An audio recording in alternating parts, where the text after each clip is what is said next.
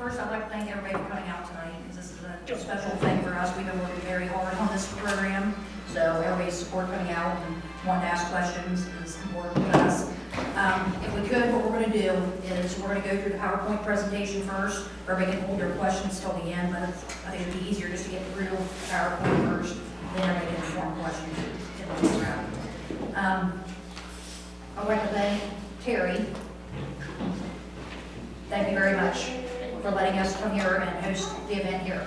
It means a lot to us, thanks to the women that make the cookies, for the drinks. There's plenty, please take some cookies and coffee and help yourself. Bathrooms, if you need, are right back here. That's all I'm saying. But thank you, it means a lot to us, so we appreciate your support and allowing us to be here. I want to thank all my officers for being here. All of you worked really hard on looking at prior cases and everything, and getting all this stuff put together. Everybody worked together as a group. I appreciate that, it means a lot. Thank the Lieutenant Appleman for being here. She's going to speak later at the end of the slides and go over what she's seeing in their areas on 70 and places like that and 40 and some of the statistics. So with that said, we'll get started.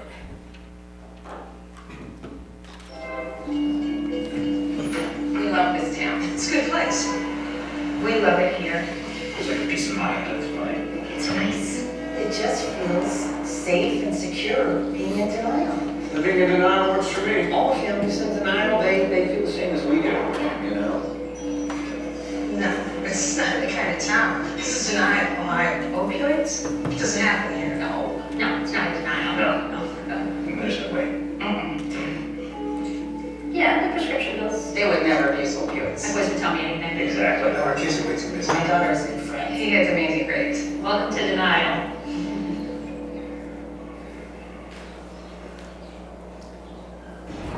He's not gonna look for him. Yeah.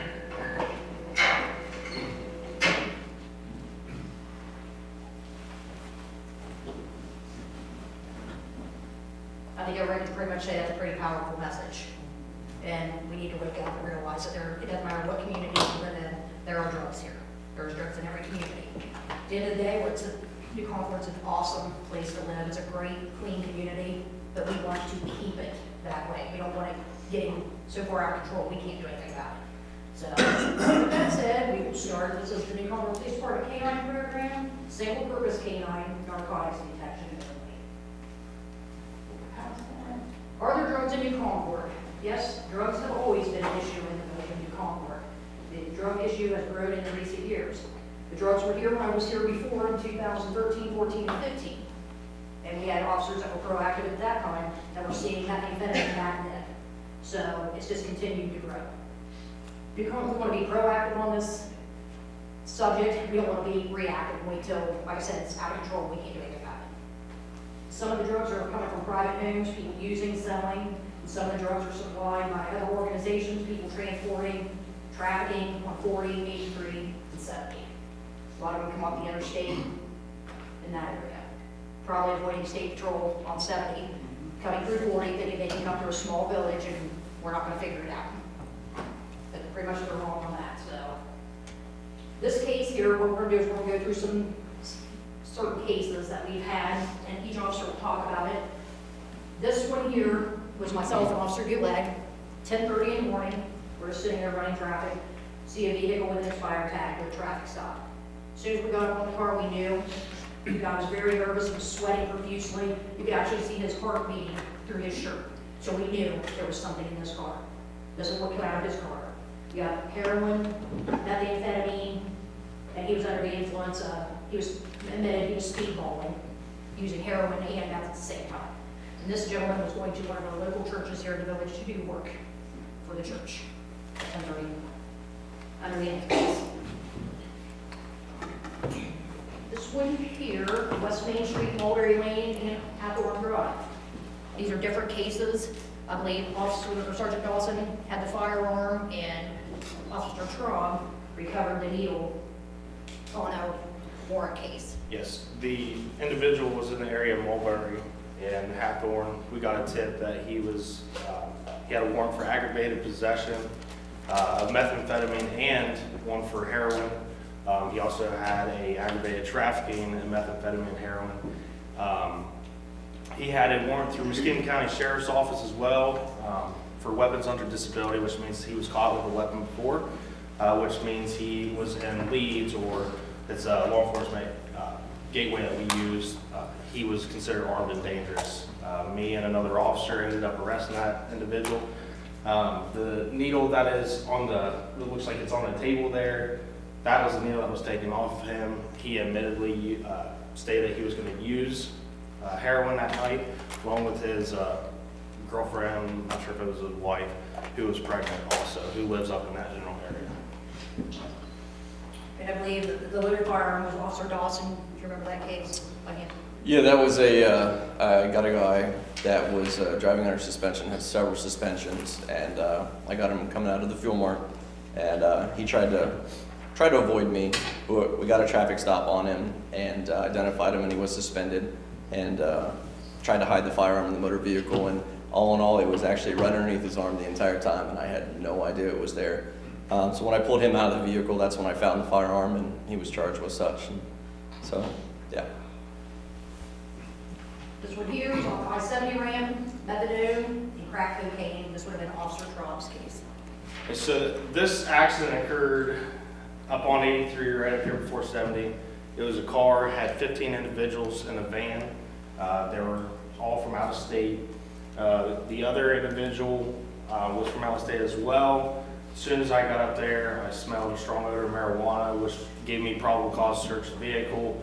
One of the sisters actually had a crack pipe that I found on a protective sweep in her sock, also with crack cocaine.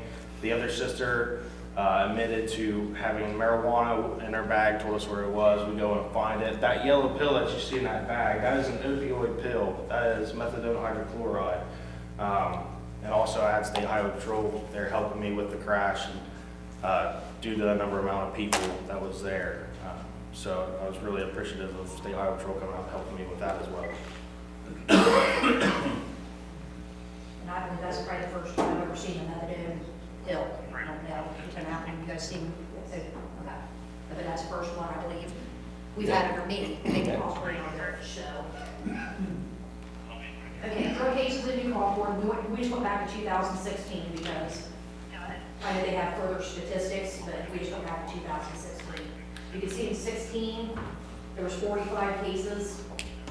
In 2017, there was only 27, and I would probably say that's lower because it was only Sergeant Dawson and Officer Goulet working at that time. So 2 officers in 3 shifts, 7 days a week.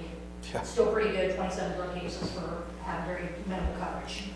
I can only imagine if it would have been full coverage, it's probably way more. But in December, we had 44 cases, and so far, I know, as of February 19th, we had a couple more, so a little bit higher than that. So I think we're starting out pretty strong. These are our 17 through 19 ODI cases, the drugs versus the alcohol. The drug is in the yellow. We are seeing more drug-related now than we are alcohol-related cases.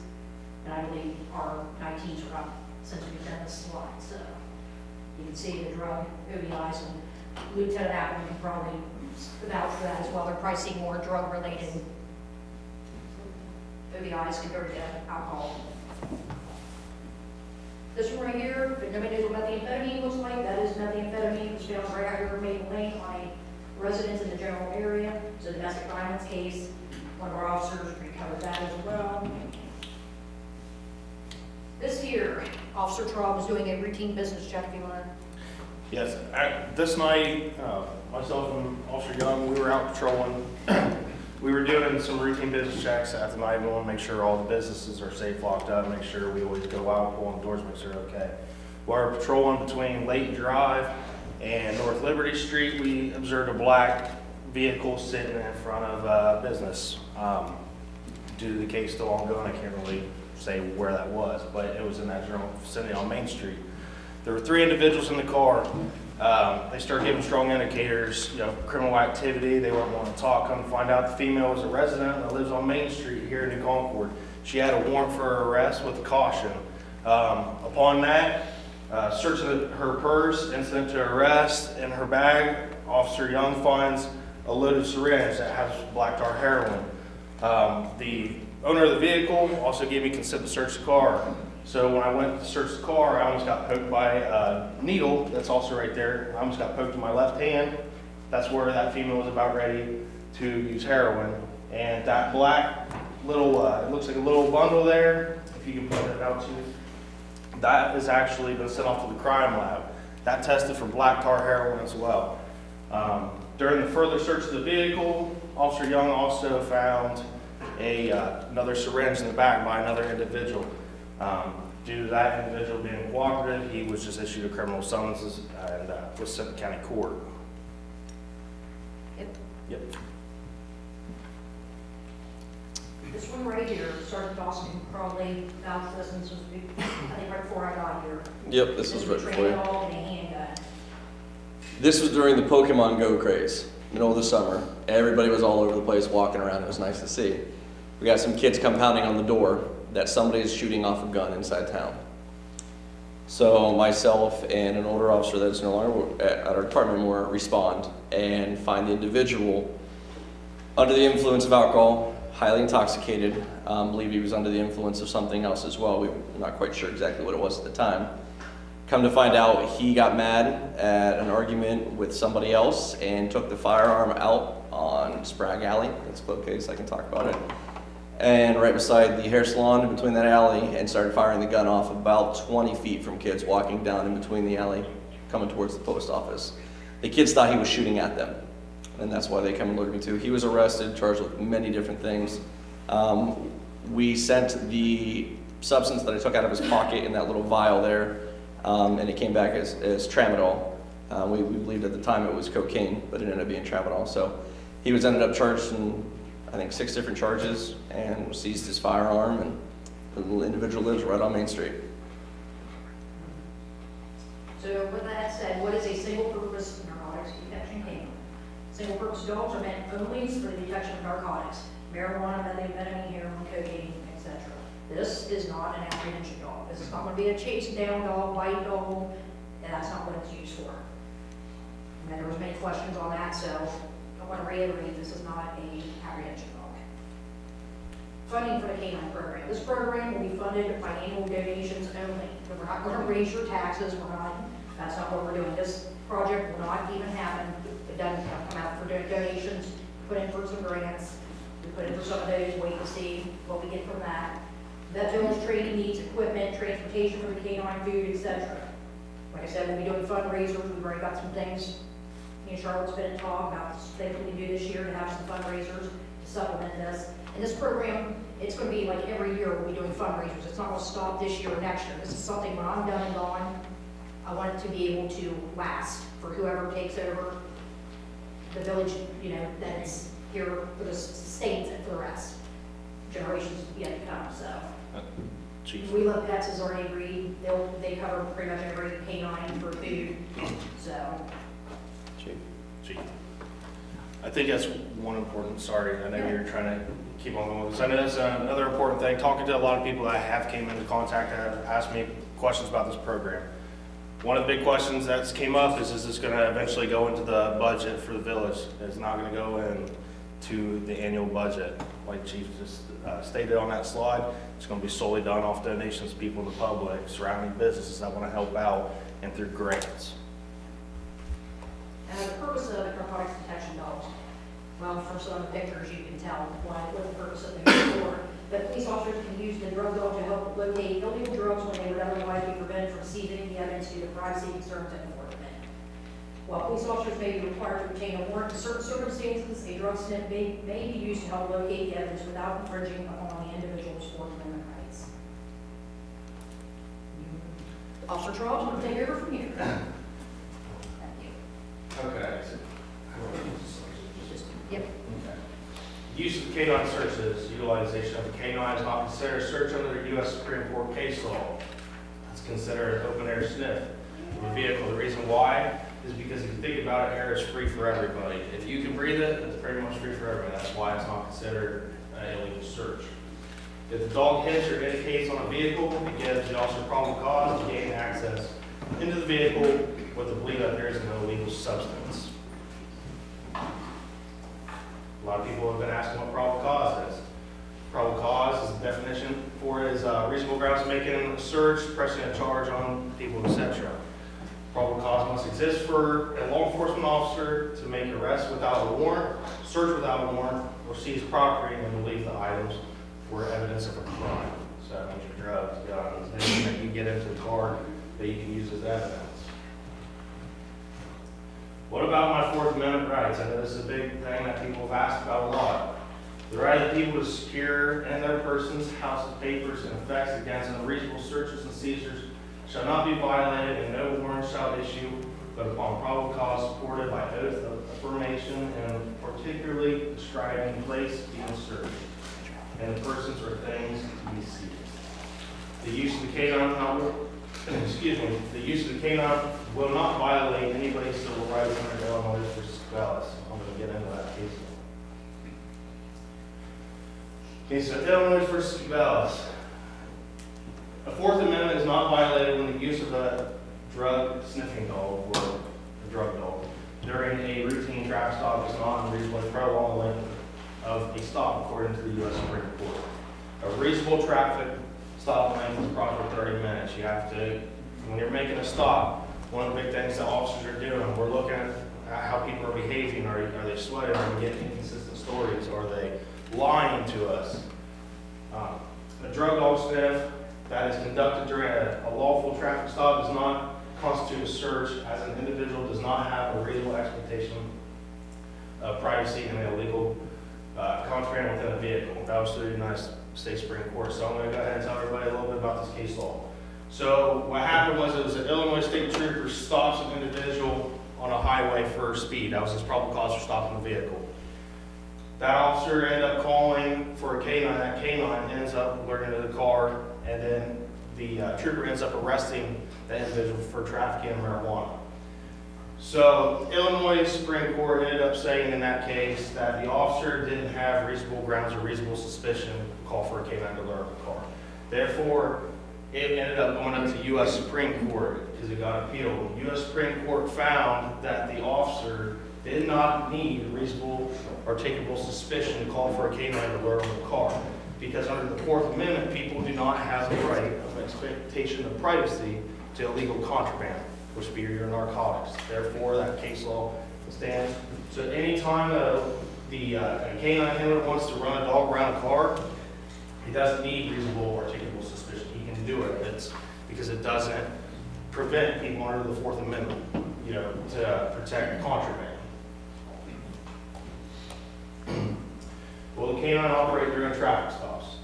Yes, the Concord Police Department plans to utilize the K-9 officer during some traffic stops. Will depend on the shift of the officer/handler and needs of the department. There are specific rules that the police officer must follow when bringing a dog sniff to the scene, including the Concord Police Department's K-9 policy. We do have a policy that we adapted, I believe. We're still monitoring it. Obviously, we'll have to do some changes when we get the K-9. In 2018, this is our traffic stop status. In 2018, the department, between 5 of us, we made 1,159 traffic stops. Out of those, we wrote 579 citations. Also in 2010, we also had 580 warnings. A lot of people are probably wondering, why is that a big deal? Why are we bringing that up? Well, I can tell you that out of the 580 warnings, how many of those have the officers stopped because we believe that that car might have something illegal? We give a warning to those vehicles because in hopes that that vehicle is going to come back into town and we're going to end up catching them with an illegal drug. We're going to have a better chance of probable cause. This was a traffic stop that was made on South Friendship and Maple Lane. Yeah, that was mine. Dawson did this one. I'll let him explain about that. Before I get into that one, I wanted to just retouch on it. We make a traffic stop on a vehicle and we suspect something's in that vehicle. If I don't smell anything and if I don't have probable cause to get in that vehicle, I can ask. I can ask for consent. If they tell me no, say no, I'm in a hurry. I gotta go. You're not allowed to search my vehicle.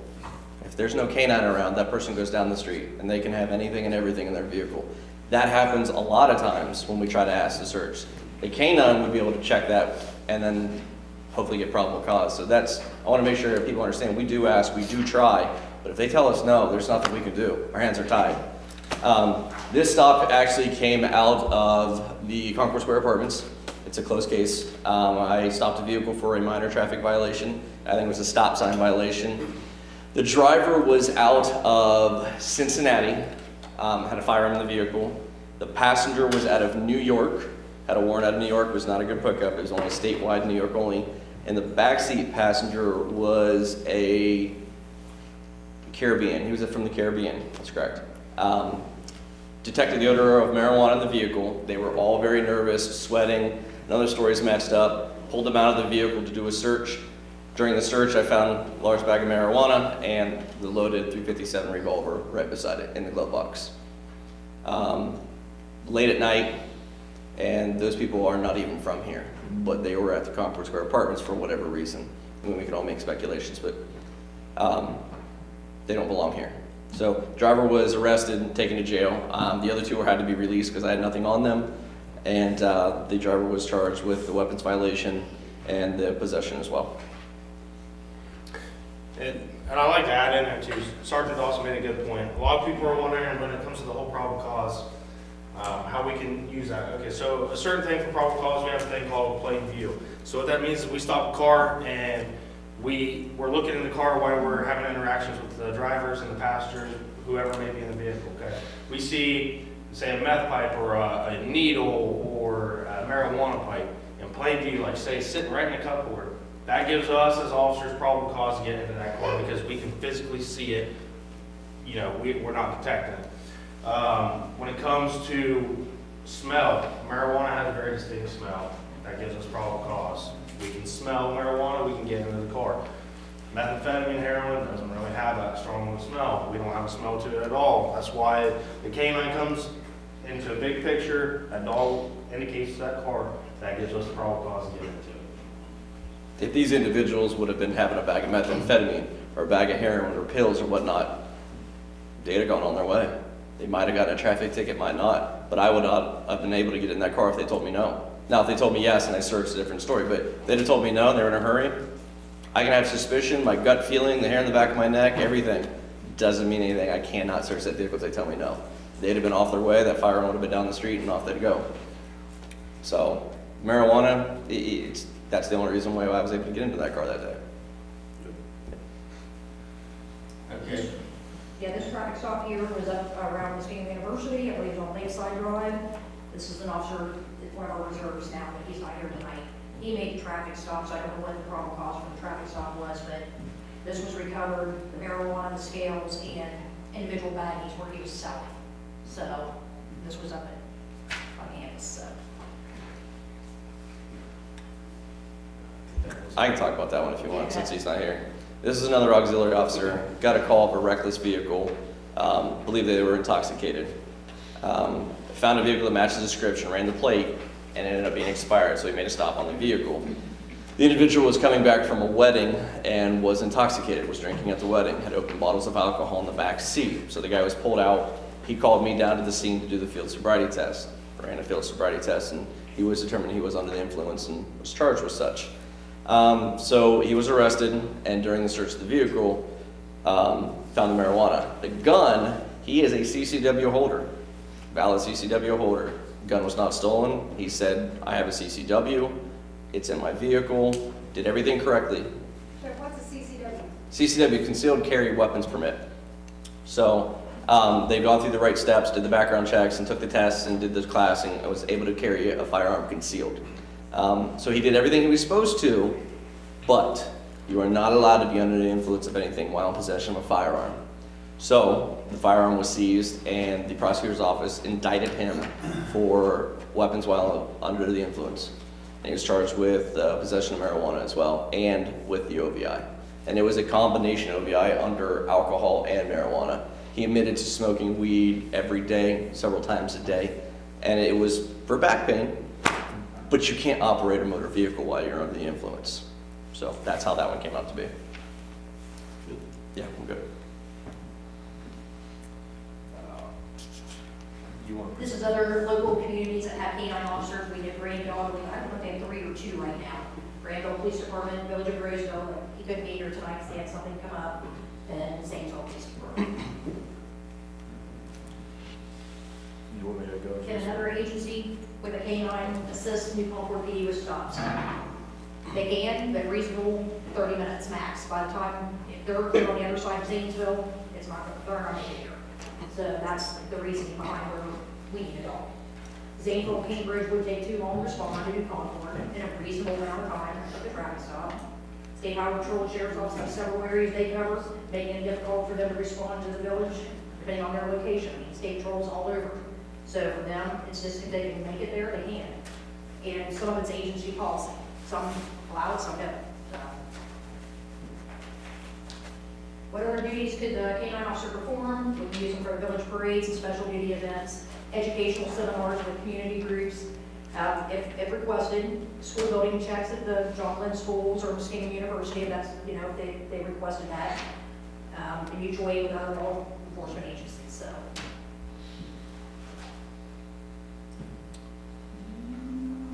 That's your, Yep. yeah. This was Officer Trobbs. Yeah, so this, this stop actually occurred, I was sitting actually right out here in the parking lot, observed a vehicle, come out of Dollar General, watched the vehicle make a minor, vehicle moving infraction. I ended up stopping the vehicle. I also had Sergeant Dawson with me on the stop, that backed me up. As we were talking, let's find out the female driver, she's suspended, she was pregnant at the time, she was admitted before to using drugs. The passenger had a warrant for aggravated possession of methamphetamine and aggravated trafficking, of methamphetamine out of Guernsey County. We ended up getting him out, we ended up arresting him for his warrant. During that, I started asking him, you know, certain questions, what's your drug of choice? He keeps telling me, meth, this is what I do. Obviously, I should have guessed that considering that's what his warrant was for. We ended up getting permission to search the car. We ended up finding methamphetamine in a cigarette pack. We also found money in the glove compartment where he also had a couple, I think it was 2 meth pipes that were on there. It's a green one and a blue one, and then you also have raw marijuana in there too. So a lot of people, I know that's a big thing. I hear people say, "Oh, well, marijuana, yeah, it's just marijuana." Well, I've had a lot. I used to work in Dresden PD. I can tell you from Dresden, I had 12 felony drug arrests, okay? Almost every single individual that I arrested in Dresden had marijuana and methamphetamine at the same time. It's not an uncommon thing. We ended up arresting this guy. Ended up getting charged with numerous felony counts, and then it was another back off the street. And actually, when we checked him and searched his person, I transported him over to the Guernsey County deputies, and they took him to jail. Once they took him into jail, they actually found more marijuana stuff in his underwear. So when they stripped him out to change his clothes, they actually found methamphetamine in his underwear. When they stripped him out to change his clothes, they actually found more methamphetamine in another location in the rear that was inside. How many people seen on social media, by a show of hands, seen about the traffic stop that occurred up there and went to Guernsey County with it? Did anybody see that? Talk about the New Concord officers stopping on and having narcotics come out of the individual? Well, that was that traffic stop that we made on that. Oh, yeah. This was out of a domestic violence situation. Boyfriend, girlfriend got in a fight on our apartments at Lakeside. And during her arrest for the assault domestic, those items were recovered off her, the oxycodone and the acetaminophen and the snorting straws and a bunch of cash she had on her as well. She was a known drug user for a long time here in New Concord. So that's just another one of those stops, pills. Yep. I believe. This was another officer that's one of our reserves now. He's no longer here full time. And this was on a suspicious person. I believe it was him in the college unit. Responded, made contact with the individual, ran his identification. He came back again, had the warrant out of the CPD. He was put in custody, and then during patting him down, recovered methamphetamine, which you can see here, and heroin. So he was speedballing as well. He was doing both. That was out of Fuel Mart. And these are just other pictures of what, things that we've recovered: whippets, meth pipes, heroin. A lot of people don't know what they look like, so they came across them.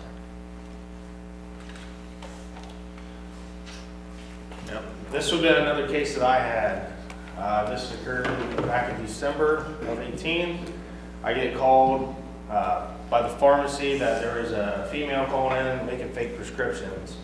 Come to find out, this woman had several warrants. She had felony warrants through Newark Police Department. She had 2 high-class felony warrants out of Zanesville as well. I also spoke to a detective through Zanesville that wanted her to obviously be placed under arrest.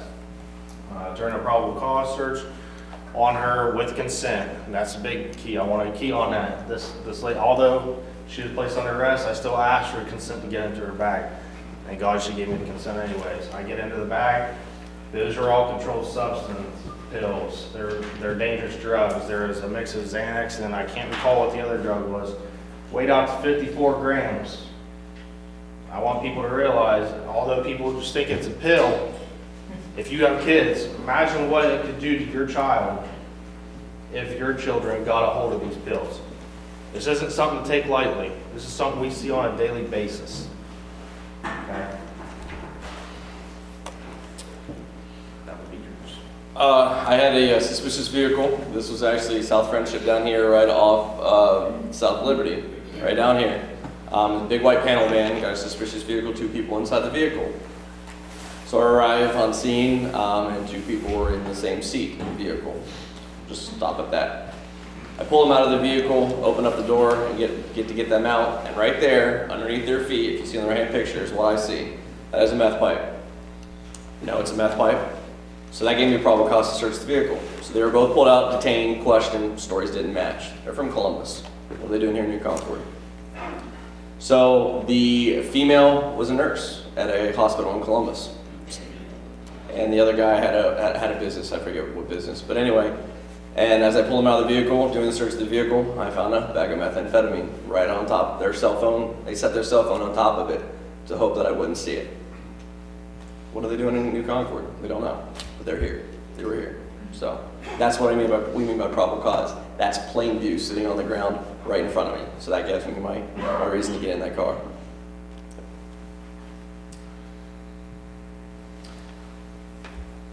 I can talk about this one. This was actually quite a mess, I'm not gonna lie. But we found several burner phone scales, and a great amount of, you guys actually have a picture of the... Yes, it is on the next. On the next one. Okay, they were up here at a college party on Montgomery. They were found intoxicated in their vehicle. Could not find the female. That's how it came. Father and mother called. We don't know where our daughter's at. We found her car, and there's 3 people passed out in it. So we start searching the car with the father's permission because it's registered in his name. End up finding money, and next picture there's going to be a bag of several Xanax. They're at a college party selling Xanax, and they're out in Concord, Ohio. How much was it? 14.3 grams, if I'm... Covered $1,500 worth of cash. This is the next morning, so they already sold a bunch. That is what was left over of what they didn't sell. So that money that's on the table right there, that is drug money. Drug money that's being sold. Drugs that are being sold on your guys' streets here in town. That's what we want people to know. It's important. Don't have a closed eye to it. Believe that it's here, because it is. We're doing the best that we can to catch it. And without support, it could get worse. That one's yours, Joe. I was sitting on West Main at the Dairy Duchess, disappearing in traffic, and this guy passed me. He got real nervous. I watch a driver when they pass me. They get themselves away. He kind of locked up, so I got behind him, ran his plate. Came back, he was suspended, so once he saw I got behind him, he got into the field market, or the Circle K real quick, and got out and went inside. So I looked up around the campus. He came out, and we just did a stare down, and then I knew he was suspended, so I let him look. Got him, he wouldn't let me search the car, but since he was suspended, I got to anyways. I was just gonna impound his vehicle, so I did this on a vehicle impoundment. If he wasn't suspended, there's probably no way I could have gotten the vehicle because I didn't have a dog. he didn't tell me I could. He didn't give me consent to search, so I did a vehicle inventory. I found in his pocket, in this little cloth here, he had a straw and some meth right there where he was shooting up and stuff, or snorting up. And I also found several in Oakley sunglasses box. Pipes. Oh, yeah, there's, There's two pictures. I think I did it. There you go. Right there. There it is, right here. Oakley sunglasses box right there. Unzip it, and there's those pipes right there for you. So he said he's just coming to town from Adamsville to get a Polar Pop. So the story didn't add up right, but I didn't have reason to do a vehicle inventory, and he told me can I search his vehicle. I didn't found that. This is one of mine. I got called up to John High School. They had a student that was in possession of some marijuana. Now, I understand it's marijuana. But the reason we put this on here is to show that it is still in the school. We get called up there. Now, they have their SRO. They handle themselves. But the picture on the right-hand side is the one that's more troubling. Those are marijuana gummy edibles. And this was a 2016 case, I believe. I think it was fall 2016. Almost 2 years, a year and a half ago, in the high school, marijuana gummy edibles. Way before any legislation's come out and anything in Ohio yet. So they had already used a lot of it. Most of it was pulled out of their vehicle. This is one student who was charged with it. And I do know that student, after he graduated, was stopped on a traffic stop and got busted again. So, I mean, repeat offenders. And it's a local individual who lives here in town. Still does. And we still keep an eye on him. You know, and that's funny that he's talking about how he had this in school. I spoke with an individual in town the other day who's got 2 children that goes to John Glenn High School. And, you know, I brought up this specific slide to him. And it was funny because that individual said, you know what, I kept hearing my children talk about, they're saying they can get whatever they want in school.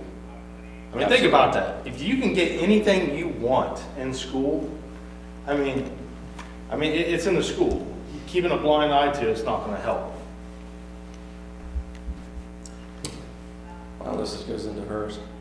Yeah. You want to talk about Are you pictures? familiar with this one? No, I was off. Oh. So, I'm sorry. No, I know it's an open case. Oh, okay. So this is an open case then? All right. We post this on there. State Highway Patrol made a traffic stop.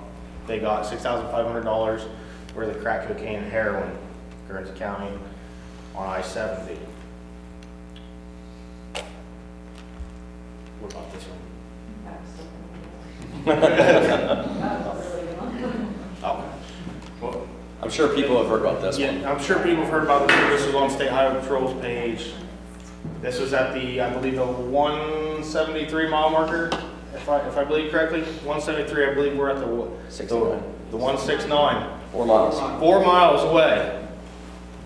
Look at that number, $3,700,000 of heroin and methamphetamine. Think if any of that drug, who has kids in here? I mean, does everybody have kids in here? Let's just say, you know, heaven forbid whatever happened, but your children had an issue and then they got a hold of these drugs and they can cost them their life. Think about that. We don't know where this was going. Could have been going to Cambridge, could have been coming on the outside of town, we don't know. I believe this is where it comes in. I see the word statistics, and that's me. So we are a statistically driven organization. A lot of people always say, you know, we're the taillight chasers, we're the ones that are always writing tickets. We do. We're very passionate about what we do. We believe in what we do. And a lot of it comes to the community. Traffic crashes is a primary thing. We want to reduce crashes. We don't ever want to see fatalities. That's the one thing that we want to get, is to get that number to 0. That's what we do. We're very proactive in traffic enforcement. With traffic enforcement also comes drugs, narcotics, guns, illegal human trafficking. Human trafficking is here. It's passing on the interstate. It's stopping at hotels. It's stopping at gas stations all throughout Ohio, all throughout. It's here. It's hard to recognize. That's something that we're really working on too. But one of the things that we're really focusing on is what we call criminal control, which is our drug enforcement. A lot of times people say, how's the highway patrol get involved in drugs? Well, when we're making all the traffic stops that we do, we make a lot of traffic stops. We come across drugs. So it's taking that traffic stop to the next level, because we don't want the drugs in our communities. I don't want it in my community, and I don't think anybody wants it in their schools or around their kids, because what happens, they start with one, and then it's a progression. So we don't want to see that happen. It also leads to a lot of crashes with OVIs, what we call operating vehicle under the influence. We're seeing a decline with alcohol. So it's not really the alcohol that we're looking at now, it's more the drug impaired drivers. It's your daytime people who are taking narcotics and then they have 1 or 2 drinks, maybe at dinner, that has an adverse effect on them. So it renders them impaired. So we've changed our patrol tactics a little bit with the increase with all of the drugs and everything that's happening around us. We as the Highway Patrol have taken those extra efforts. We have drug recognition experts. So in addition to a typical OVI stop, if we walk into a car, we smell alcohol. You know, we look for indicators for alcohol. It's just not the smell that we have. We look for other indicators. Well, with drugs, you don't have that smell. You have those characteristics or those things that we look for: pupil size, just their actions or behaviors. So we're trained to look at things on a different level other than just smelling alcohol, which way back in the day, that's, you walk into a car, you smell alcohol, you have somebody who's under the influence. Today, it takes a lot more work. You have to be a lot more vigilant at what you're looking for. So I'm gonna go ahead and pass these out while I talk about these. I don't have enough for everybody, I don't think. I can just take one and pass it down. But I can certainly get more if anybody would like them. This just kind of brings things into perspective, and that's kind of why I'm here today, is just to kind of talk a little bit about kind of the drugs. I guess I should introduce myself. Melanie Appleman with the Highway Patrol. I'm actually the post commander over at Cambridge.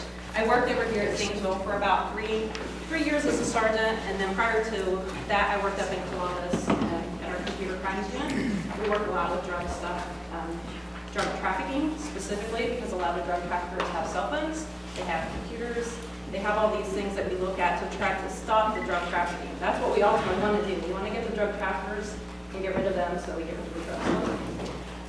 So what we've put together, like I said, the Highway Patrol, we run off the statistics. We look at high crash areas. We look at areas where we're making a lot more drug arrests, where we're seeing overdoses.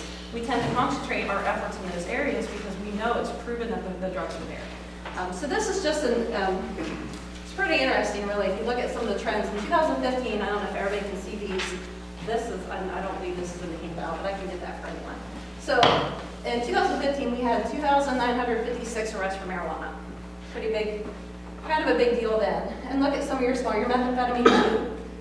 The numbers aren't quite as big. Opiates, 113. Look over here, we're at 409. Well, that's a huge decrease from 2015. But look at the percentage that we're up in heroin, 109%. And this is just OSP. These are just the arrests that we're making. And this is for our district. Let me explain districts, how we work. We cover Muskingum County, Guernsey, over to Belmont County. Then we go up to Coshocton, over to Tusk, Carroll, Jefferson County, down Belmont, down to Monroe, and then Washington County and Noble. So that's what we consider District 7. So that's where all these arrests. So these are local arrests. So we're up right now for 2019. We're seeing an increase a little bit in marijuana. And this is not including the medical marijuana stuff. I know a lot of times people get that. That's going to be a learning curve for all of us with the medical marijuana issues. This is all before the medical marijuana stuff. So we are seeing marijuana back on the rise. Methamphetamine, it's been a slow, unfortunate progression up. We're up, 324% increase. Meth it's everywhere. It's a horrible, I call it a disease because once you see people who are on it, it changes them dramatically. Your battery acid. The chemicals that they're putting into their body into this, it destroys people. It destroys families. It causes crashes. We've seen fatalities with, it's unfortunate that, we're looking for it. We know that we're going to find usually drugs depending on some of the crashes that we have. So that's why we were very aggressive in our drug enforcement and with our OVI enforcement, because we're tied together. Fentanyl is, everybody has heard about fentanyl and how dangerous that is. This is actually the maps that I've got in this. Oil and gas company has reached out to us and wanted us to come talk to them so that we would have an idea of what their employees could look for. They have some employees who are coming, because there was a trend where a lot of some of the oil and gas are working long hours. We see it with commercial truck drivers, that they're using these drugs. So they wanted to kind of be aware, and we started putting these numbers together. So anytime we get the opportunity to talk about the arrests that we've had and the impact it is in this community, I'm all for it because the drugs are here, they're passing by. And like I said, we're very aggressive in trying to get rid of them and make it stop. Because like I said, we don't want anybody to be killed in crashes, and we certainly don't want people to overdose. That's a big issue that we're looking at. Pills, we're starting to see a little bit of a decline on some of our prescription pills. I mean, opiates are always going to keep going up and high. Fentanyl, they're pressing fentanyl powder into pill form, so it may look like a Xanax, but once we're sending it to our lab, we're seeing where it's coming back as fentanyl. And with fentanyl, absorption, so if you're holding it, we've had officers who have overdosed just by coming in contact with it. So that's some of the other issues that we got to watch out for. So let's talk about these maps just a little bit, and you have them in front of you. It's kind of hard to see them on here. This just kind of breaks down a little bit. Like I said, this is our area. All these are all drug arrests, and this is just from 2017, 2018. So there were over 2,000 arrests. Obviously, we have Interstate 77 and Interstate 70. So it's passing by. We do focus a lot of our efforts on the interstate, state routes. We do work in tandem with the Sheriff's Department, local agencies. We work county roads. So that's why you see a couple, the ones out here, Monroe County is kind of a quiet area. So there's not been a whole lot of arrests there, but that doesn't mean that it's not there. It's just getting our officers in those areas. So for our district, we had over 3,000 OVI arrests, and these are just alcohol arrests. You would think at this point that these arrest numbers would be going down because people know that alcohol kills and you get crashed and you can die from it. But we're still seeing these numbers rise. The unfortunate part is this number is going up. This is drug OVI impairment with no alcohol involved, and that's about 1,100 is where we're at on those. And again, you notice that there's a heavy concentration in Cambridge because of the interchange. And then you have, especially coming into Ohio over in Belmont County, St. Clairsville, and then here in Zanesville. So our higher populated areas, you're going to see a little bit more activity. So we're trying to get that number down drastically. This just shows, again, with the numbers, it's kind of hard to see. It breaks down the different types of drugs that we're seeing in our district in our area. We have seen it all through here. We're getting the edibles. We're getting a lot of edibles local. So it used to be people coming from Colorado, like, well, it's legal there, it's legal everywhere. It's not. And they don't understand that once you get into Ohio, it is considered, before the medical marijuana, that it is illegal. And a lot of times it's education people don't know. It's like carrying a concealed weapon. Some people who don't check other states when they're carrying their weapon, even if they're a legal permit holder, they don't check the other states, they still have to abide by other state laws. So it's also an education piece too, and that's what a lot of this is letting people know what the laws are and what we're doing to try to prevent illegal people from having guns, illegal people from having drugs. This one is interesting too, just with our pills. We saw a huge spike in prescription pills. A lot of times people getting, whether it be opiates or if they're getting Xanax was huge, especially with OVI impairment. It seemed like every time we were getting somebody arrested for alcohol impairment, they had Xanax also. So the pill numbers for us are kind of going down a little bit. We're still here. This is Cambridge. So these are, this is Interstate 70 again, and that's passing right through. Is that all? Yeah, that's it. So does anyone have any questions for me as far as drugs? If anyone ever needs any maps or have any questions, like I said, I'm at the Cambridge Post. Come talk to us, ask us questions. If there's anything that we can do, by all means, we collect our numbers. We spend a lot of time doing that because it has a purpose. It shows that we're doing our job. We're actually looking at conviction rates and different things with impairment too. So if there's anything that we can do to help, if you ever need numbers for anything or if you want to talk. Yes. Are there similar numbers around the rest of the state as here in this district? We're actually lower compared to other areas in the state. So this is, when you look at the entire state, we're broken up, like I said, for the patrol, we're in districts, and it goes across the top and down the bottom. Cleveland area, your metro areas, those numbers are astronomical. If you go to the state of our webpage, the State Highway Patrol website, you can pull up all kinds of stats for the fatal crashes and the drugs. So your higher metros, we're actually lower, but that doesn't mean that we still don't have a problem here. That it's coming in through Ohio, especially with West Virginia, the borders, it's coming in and it's passing right through us. Thanks, Lieutenant. Sorry, I talked a lot. No. Yep, we all do. Very informative, but thank you. With that said, we're done with the presentation, but I'd like one thing to touch on. A lot of people we're hearing in town, a lot of the misconception is that a lot of our drug cases are probably the college or university students. That is the farthest thing from the truth. I said our numbers, honestly, on the college are down. Generally, if we do see it's a little bit of marijuana here or there, but not, you might have one or two here or there. But honestly, our numbers from when I started, and even when I was here before, our numbers were way higher. We've seen a lot more marijuana cases with university students, and it's dropped tremendously. It's probably 5, maybe 10% at most, and it's just, and most of the time it's just a little bit of marijuana. I think this year, out of our, because there was another case on there, we've had 9 now, because Officer Young got some drugs last night off the street. I also got drugs off last Wednesday. I think that's the first person that was a college student that I can recall this year that we've had. She was actually arrested for driving under the influence of marijuana. That's where we get back to the whole drugs. I mean, think about it. Yeah, it's marijuana, but if you're driving down the road, think if that's your child or your family member that's in the other car, they crash into and they kill them. Think about that, because I mean, it could happen. So we were lucky to get her off the street. Will more than one of your officers be trained to deal and work with just Yeah, just one? one. Yeah. Because with that, like the training, it's with one dog. They train the dog first, then the officer gets trained with the dog, so, And so that a new vehicle will be required. yeah. Or a good used one, not new. And where will the K-9 stay? With the officer, yes. Yep. Does Guernsey County have a drug dog?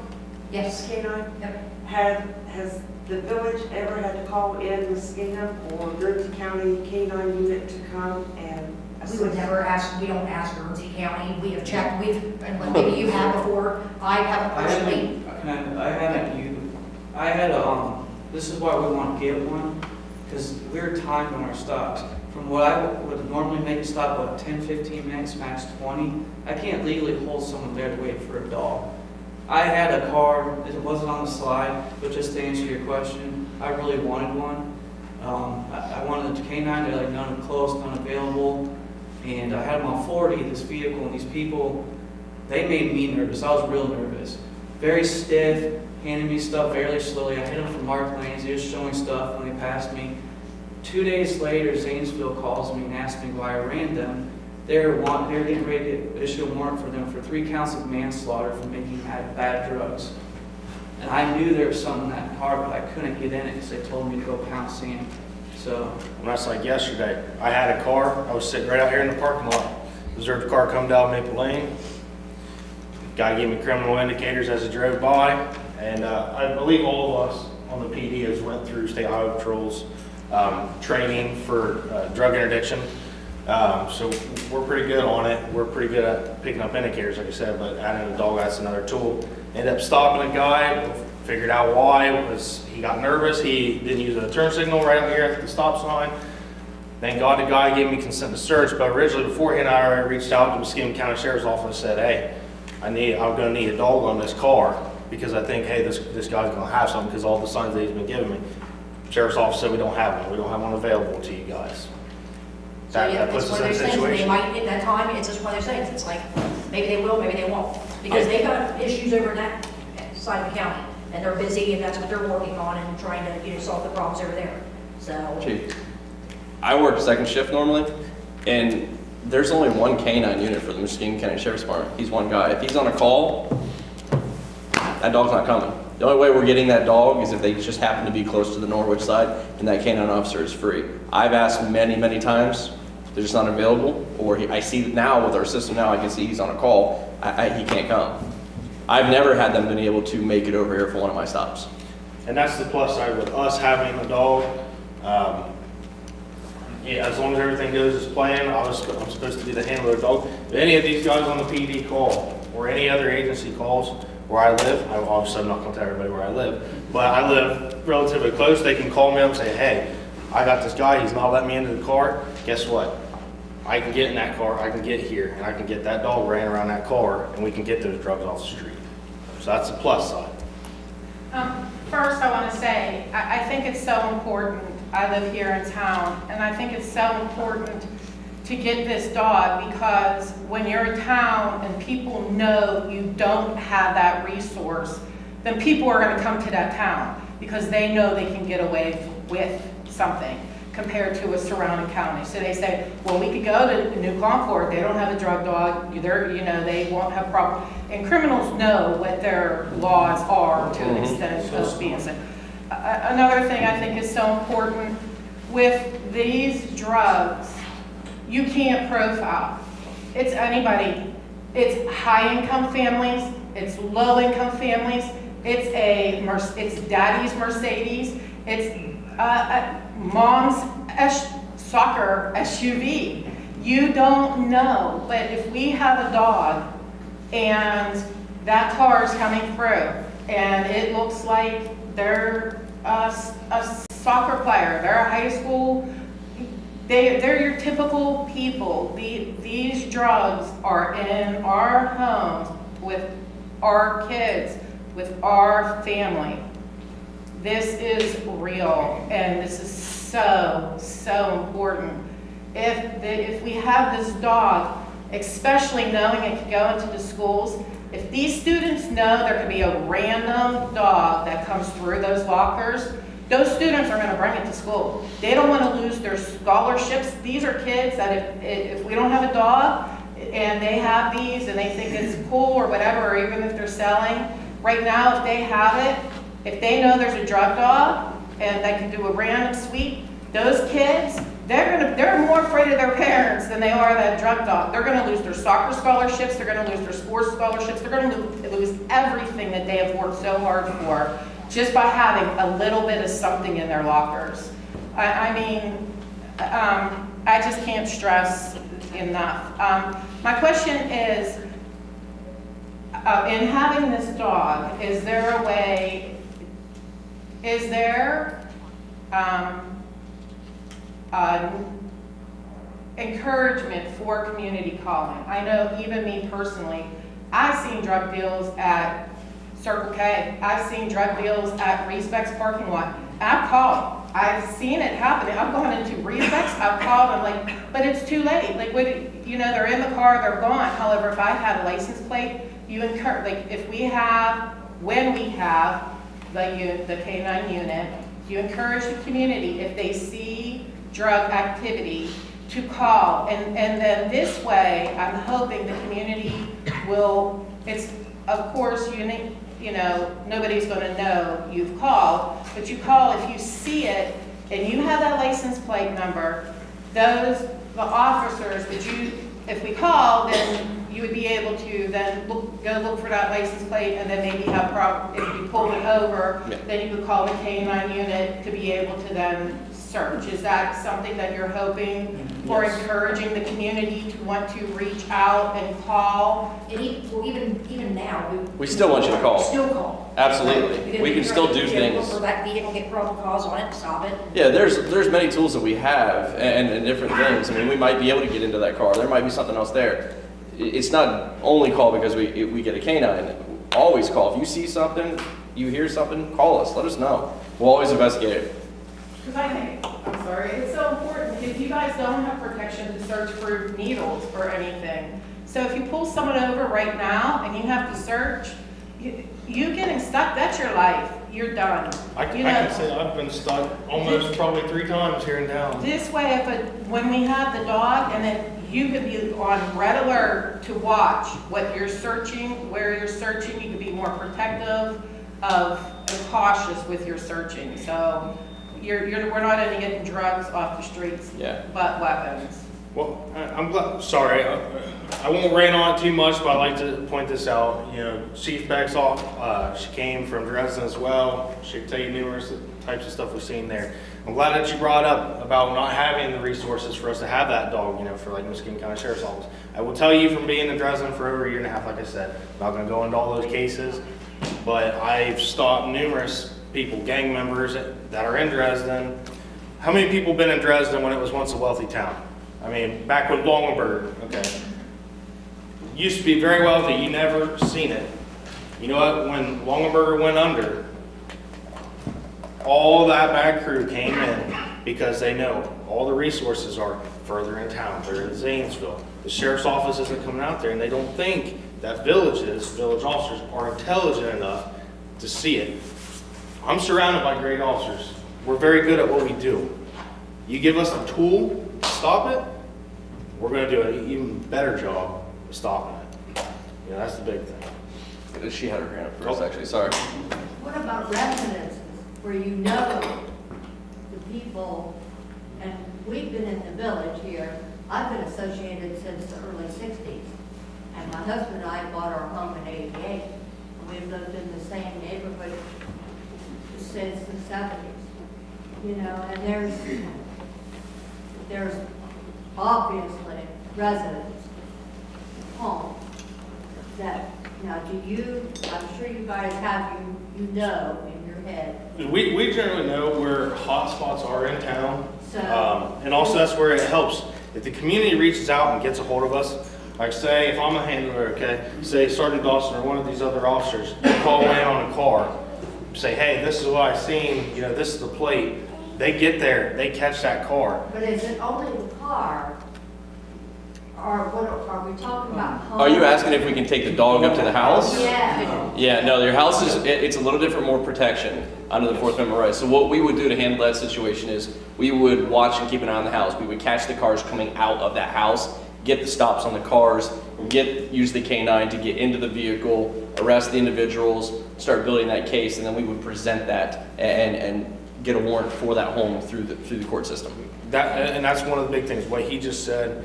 We were doing that, me and Officer Young and Dresden, we did that. We were documenting a house that was a known one. I know, I'm not gonna mention the name. This is strictly vehicular. Yes. Yes. Non-protected homes, you could use it in schools. Yes.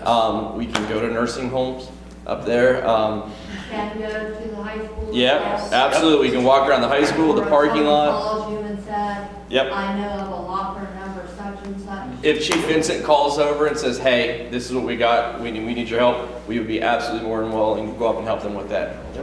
It's your home, your individual house, your property, that's a little different. There's more things we have to cross to be able to get into that. So the K-9 would not help for a home, though. Yeah, you have to build that solid foundation for a case to get a search warrant to go into that house. And I'm sure that New Concord knows there are certain houses that. We're always looking, we're Yeah, always. If you know one specifically, know, I mean, call. like, you might see something we're not seeing, we need to know about it. So. Yes, that's some of the stuff. In the case of that, if it's a landlord, which there are many rentals in town, can a landlord give you permission to go search the No. house? No. Same thing with a hotel. It's, you pay for that room, you're the resident of that room. The landlord owns the building, but you do not occupy the space. The person living there is the owner. They would have to give us the consent. What about the grounds? The grounds around is a little different, touchy situation. It depends on what's in your contract with the residents. But yeah, we can walk around the grounds, but that's still not gonna get me in the house. Well, I can tell you, like, too, I've talked to the prosecutors in Muskegon County. When it comes to, like, say a situation at a hotel, say if they have somebody that they believe might be in the room using narcotics, we are allowed to walk the dog outside the door if that dog indicates, does not still give us probable cause to go in. It just tells us, hey, there's some illegal activity going on. At that point, we can knock on that door and they can come to us. More than likely, if you're gonna talk to somebody who knows what they're doing, they're involved in drugs and criminal activity, and say, hey, man, you know, do you mind if I, you know, come in here and look around, make sure you don't have any illegal drugs? You'd be a pretty stupid criminal to say, yeah, go ahead. But, I mean, if they say no, guess what? I mean, unfortunately, that's a different case, but yeah, that's a plus that we have. I live here in town, I work here in town. Thank you guys for the work that you do. Can you speak a little bit to false positives and how you would fight against something like that? Like how, I'm sorry, False positives with the K-9 like at a traffic stop? on a traffic stop? Yeah.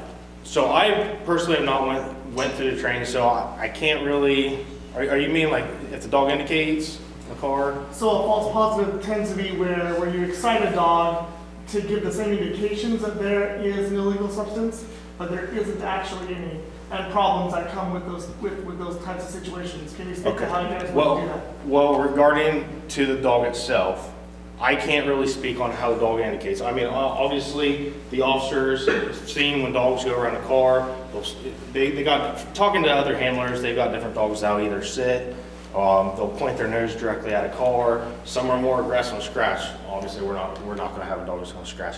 I can't really speak too much about that because I haven't been through that training. So I don't really wanna give too much info that I don't know about.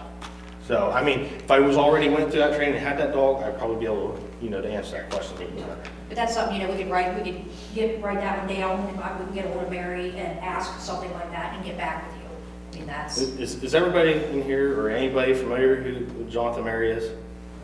Yeah, okay. My daughter-in-law's brother. Okay, so yeah, John Mary, he's a great guy. He's a really funny guy. He's very knowledgeable. He knows his stuff. Works with a lot of state highway patrol dogs. Works with all Muskegon County dogs. Actually, they just through fundings and donations, they just got another dog, another K-9 out on the street.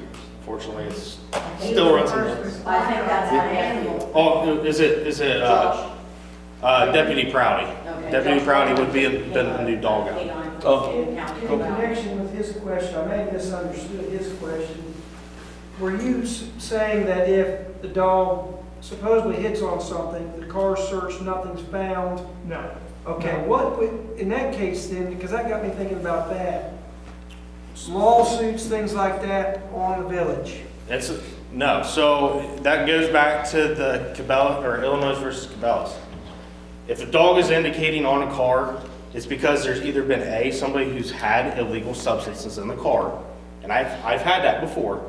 I've had cars that have been stopped, and there has been a dog hit on it, but then we search it and there's nothing.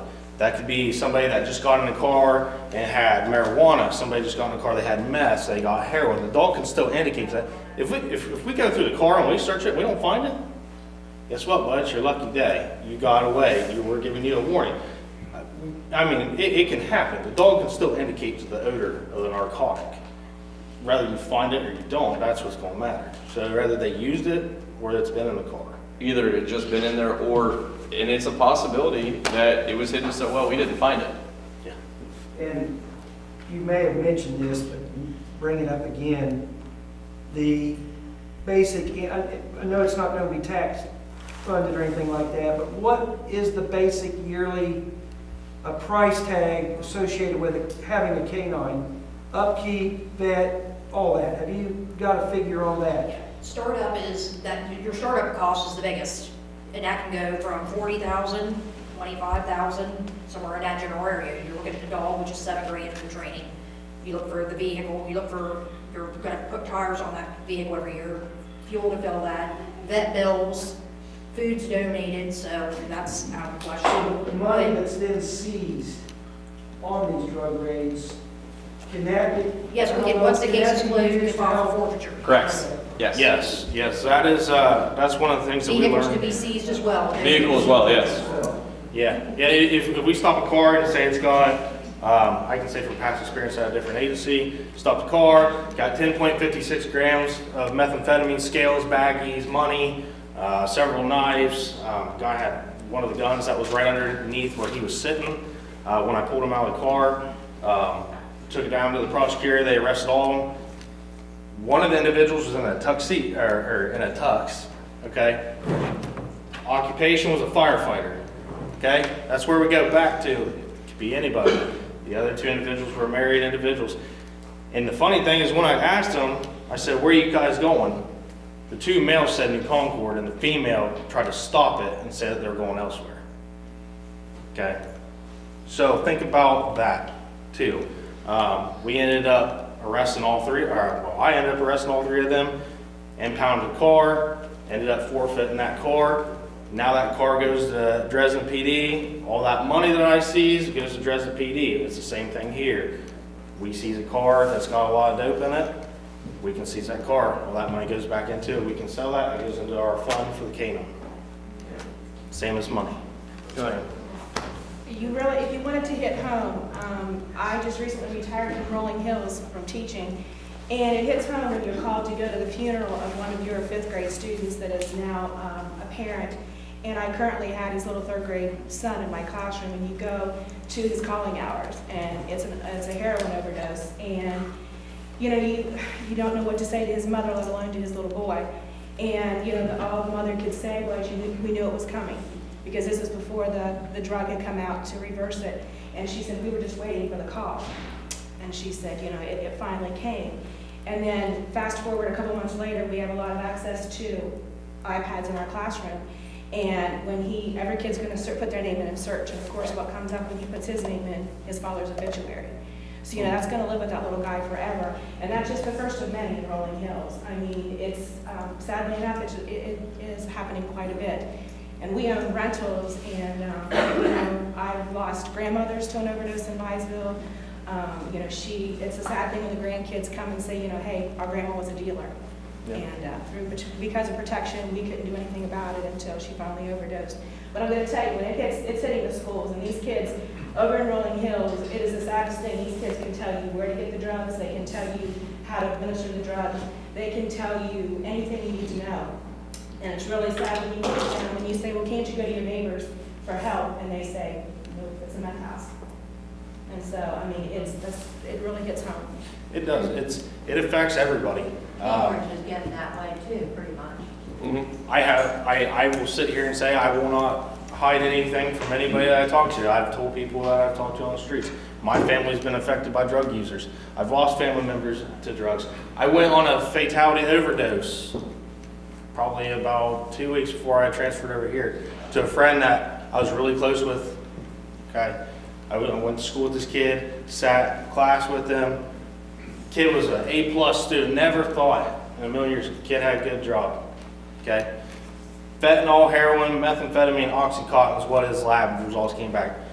I still remember what it looked like, okay, when I ran into that house and I seen him on the floor. I still remember what it felt like trying to bring him back. I know it sounds really graphic, but I want you to think about that. Think if there's something in here that we can't stop, you know, like say if you got somebody that's out there on fentanyl, say somebody goes up to the school grounds the night before and you have children, your child goes up to that playground, okay, they left, you know, heroin, meth, you know, fentanyl. Your child gets overdosed because of that, and then heaven forbid, I hope to God it will never happen, but you lose your child. And then the finger's gonna get pointed back saying, well, you guys aren't doing anything about it. We're trying. We're trying to prevent that. I think an important thing to know too is even though these dogs can't go into the homes, we have this dog. This is the opportunity to stop and get a name. Guess what? You don't want to go to New Concord. New Concord's not where you want to go. So that house that's selling, even if they have it in, if the people know they're in New Concord, they come to that house and pull up to buy the drugs, they eventually have to leave with it or come in with it. So if they know they're going to get caught, then you're stopping business, then that person, you know. It's a very crime deterrent thing. The people are like, oh man, they got a drug dog and they've made a bunch of arrests off of drugs. Mm-hmm. Oh man, I don't think I really want to go there because now I'm going to put myself at risk. That's a good thing. I don't know why anybody would want to prevent the police department from being proactive approach when all we're trying to do is be proactive and stop crime. Because this can search cars in the school parking lot as outside as well, correct? Correct. So at the high school, at the college, wherever, because there's a lot of times people will just leave it in the car. They're not going to take it on them. So this is an opportunity. And I do want to hit on that note. That is not something that and I want people to realize this, okay? When it comes to that on the school with the cars parked and that's college, I'm not going to get out of the car just to get a burr and say, well, I'm going to run the dog on here. If the college or another agency or the high school, you name it, calls and says, hey, can you come bring your dog up here? Absolutely, then I will. I'm not going to just go up to the high school during school hours and say, well, I'm just going to run around the cars because I want to do that. I don't want people to think that that's what's going to happen because it's not. It's not going to be abused. I think it's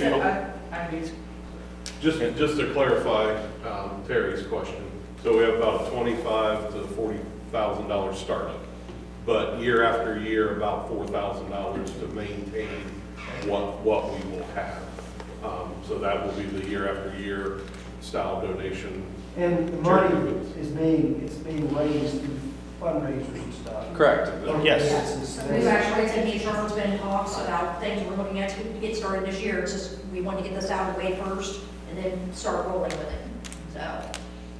So I'm kind of here this evening as a representative of the Law Chapter of Eastern Star, where you came and spoke in September and told us that this was coming up.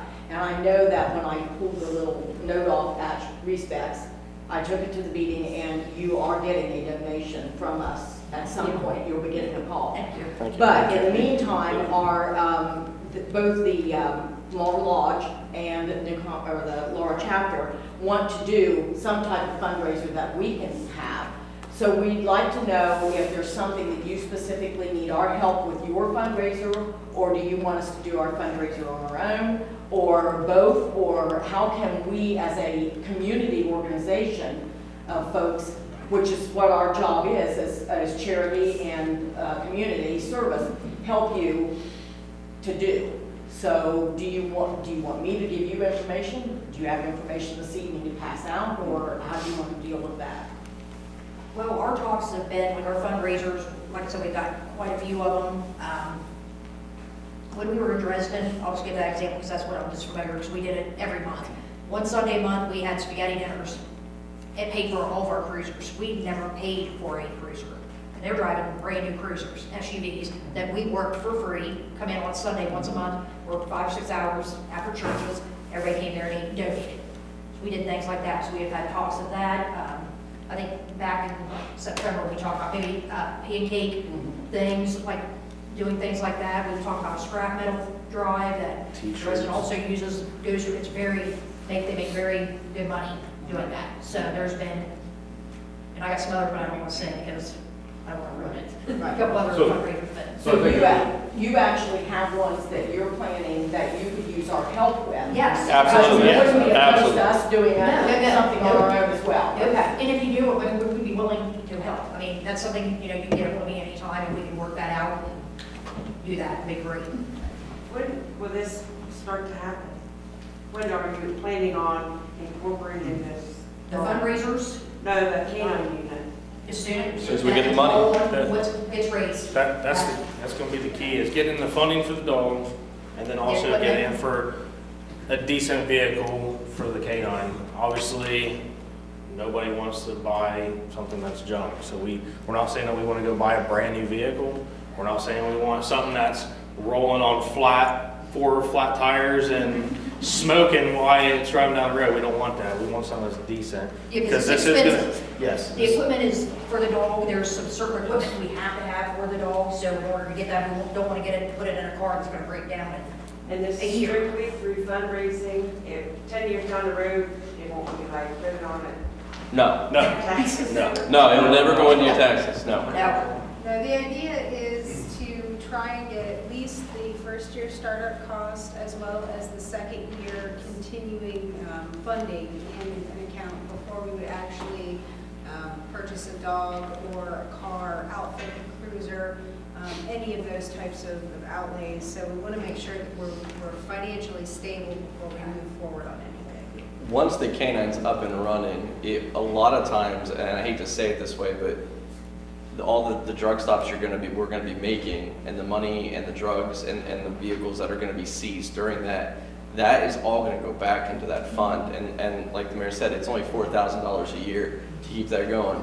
You have 2 or 3 stops that you seize a car. I mean, that's going to take care of that, and it gets forfeited back to the PD because it was used in the floating's manner. So I would say in that fundraising, thank you for Yes, thank you. a donation and offering. So anybody any organizations that say, hey, we'd like to help, I'd say just reach out to the chief and to Charlotte, and we can coordinate these so that, so that's the number one thing about fundraising, right? And especially in a small community, is that we don't overtax everybody with an event going on every other night, but if we could keep them organized, I am in very full support that I think this is a needed piece in New Concord, that it's to be a great tool, a great asset for us, and this only makes our communities better.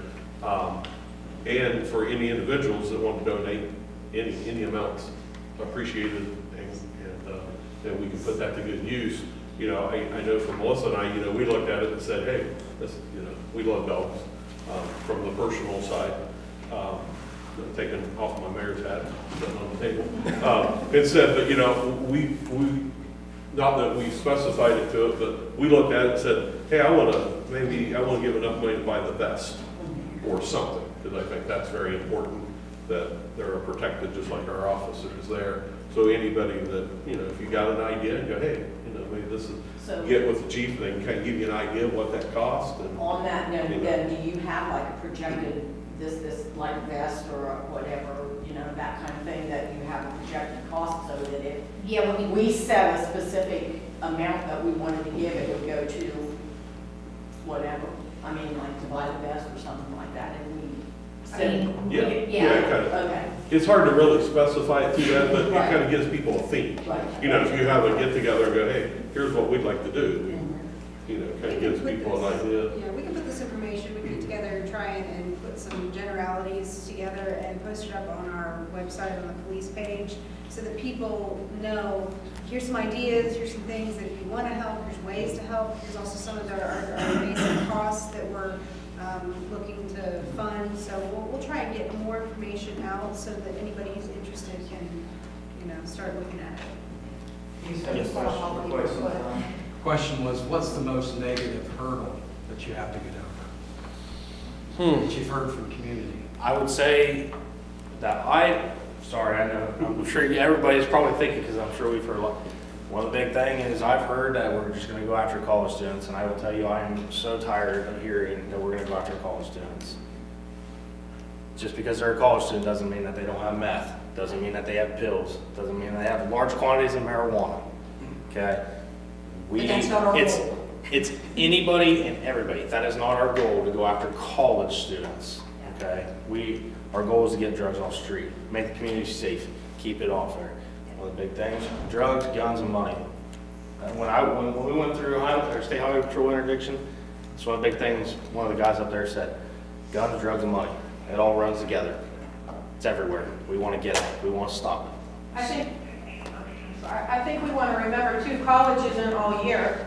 I mean, I could personally say here in town, summertime, even when college is out, Circle K is just as busy with the traffic that I see that as when college is in.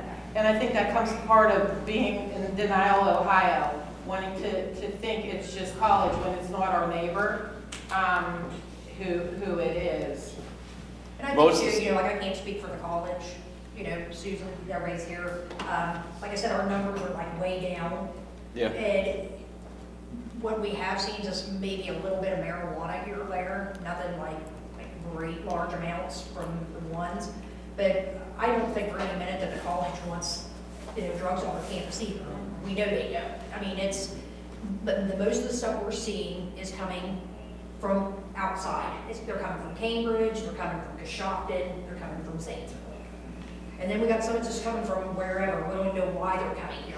Like we said, like he was on that traffic stop in Dresden, we were heading to Concord. Why would you come here? There's really like nothing to do for them, so I can't figure out why they would even want to come here and migrate here, but they are. And we just want to do our part to be able to stop it. We can only do what we can do with what we have. So without it, I mean, we can continue going the rate we're going and get a couple here or there, or it'll just get out of control. And I don't want that. Not while I'm in charge, not on my watch. So I'm not comfortable.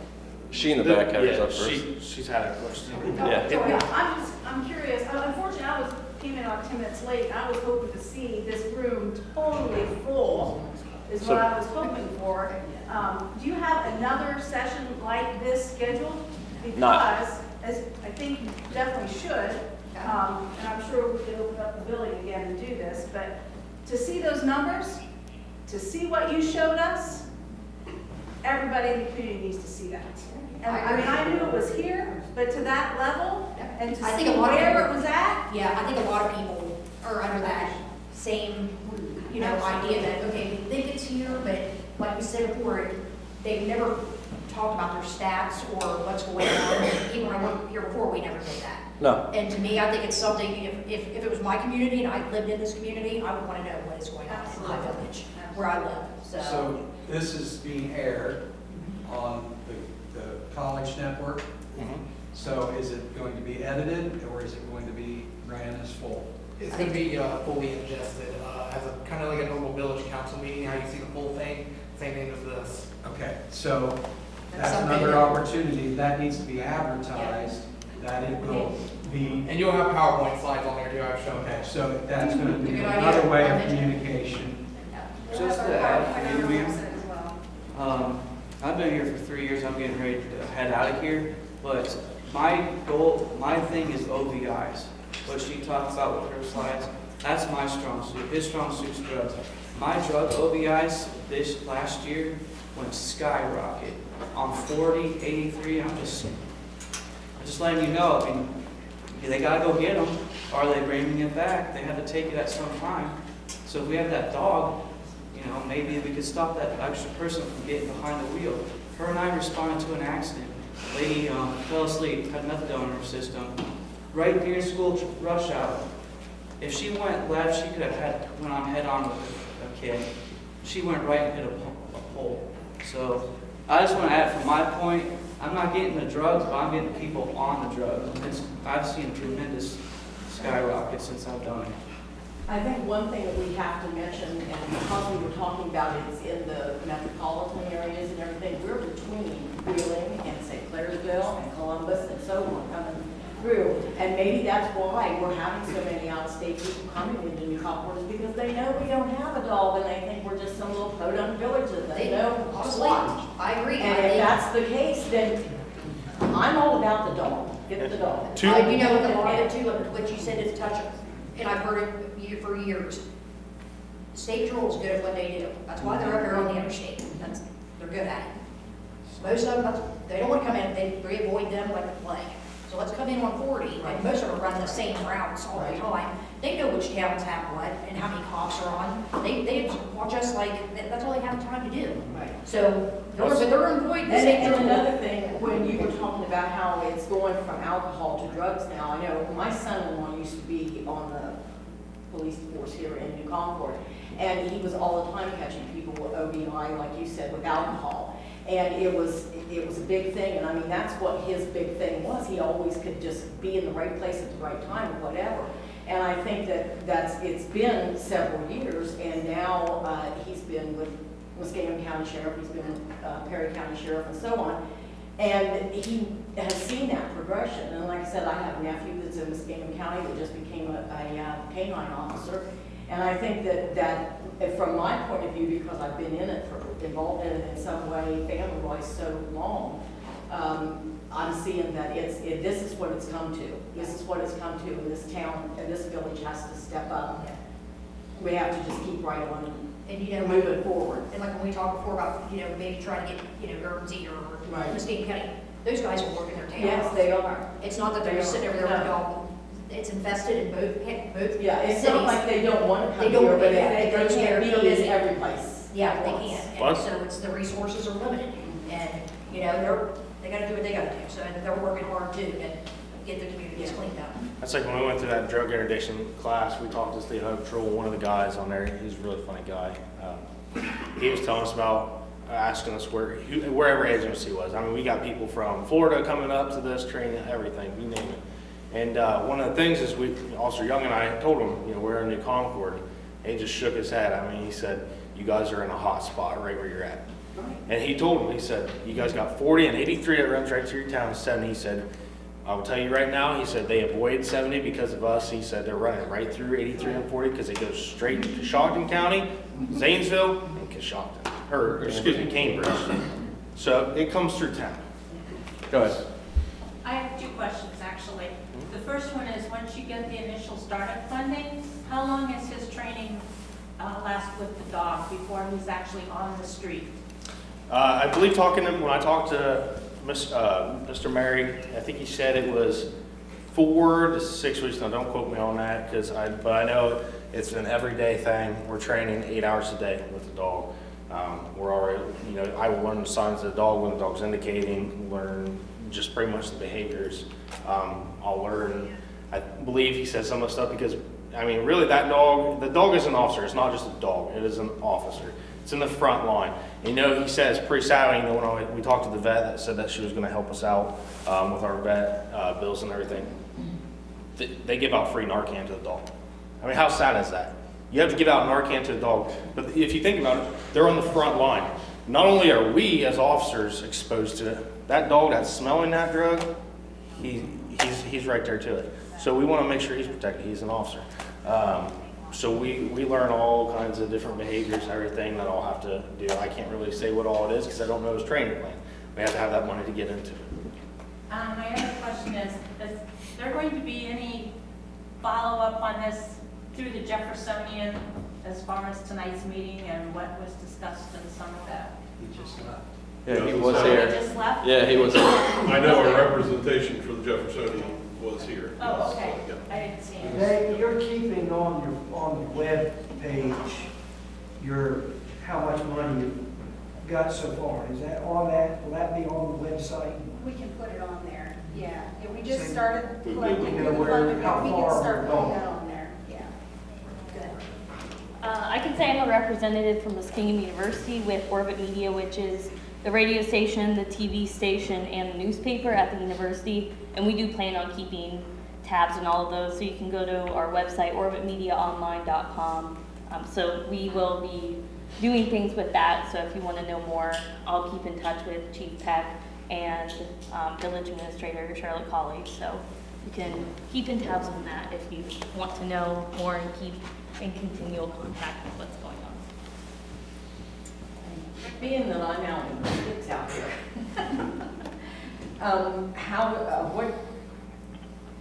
how do they see the TV from the college? So our channel is digital channel 1020. And also we do air some things on our YouTube channel, Orbit Media TV.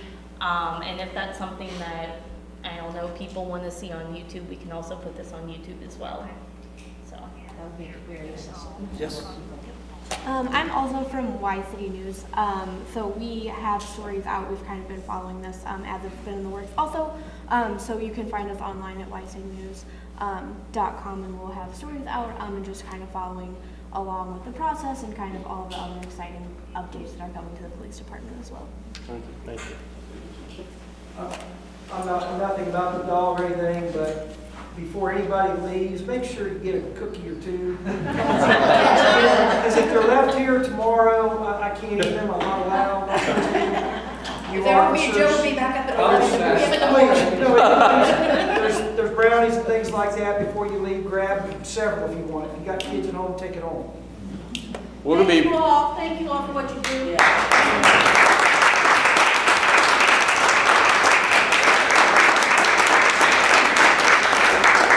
I can say on behalf of the PD, thank you for all that came out, for supporting us, listen to it. Glad that instead of having a closed mind, you actually want to come out, learn about what we have to say. Thank you. Thank you. Yeah, I would say that final thank you to everybody that came, participated. We love it, we love the interaction, we want to do it. Thanks to the PD. And everybody give, I think we owe Joe, Officer Goulet, a special round. He is moving on to 10 years.